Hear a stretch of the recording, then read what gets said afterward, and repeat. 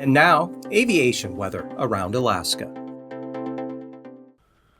Tomorrow's flying weather showing IFR here over the southeast Bering Sea, pushing inland, Bristol Bay, possibly into the southern Kuskokwim Valley, and another band here along the Aleutians on out to the west. The interior looking pretty good, just some scattered areas of marginal VFR up to the north.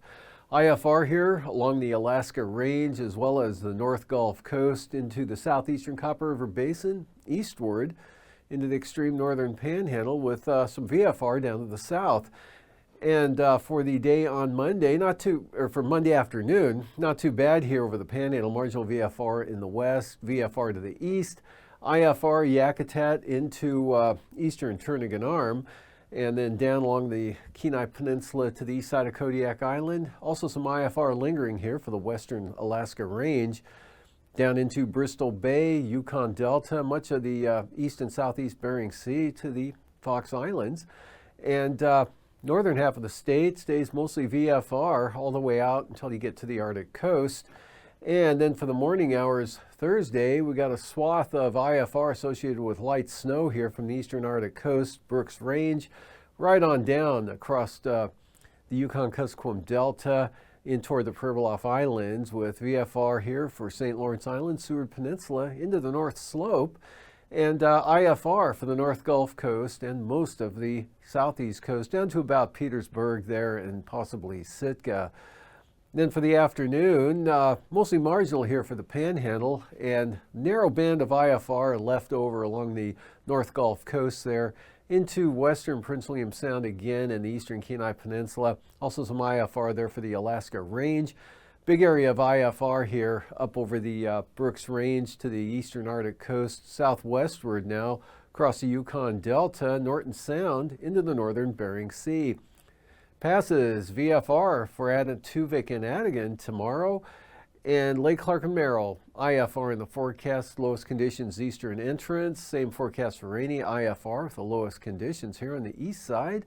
Windy, IFR, and Isabel marginal. Mintasta looks marginal at this point, as does Tanita. Portage, IFR, and Chilkoot and White, marginal VFR.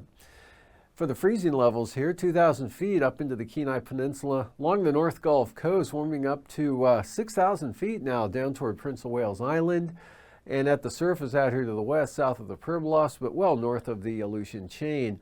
Icing, big storm coming up, pushing pretty good chance of seeing some considerable moderate rime icing here for the North Gulf Coast, Prince William Sound, southern Kenai Peninsula there, in toward the Barren Islands, Fognak Island, Kamishak Bay areas.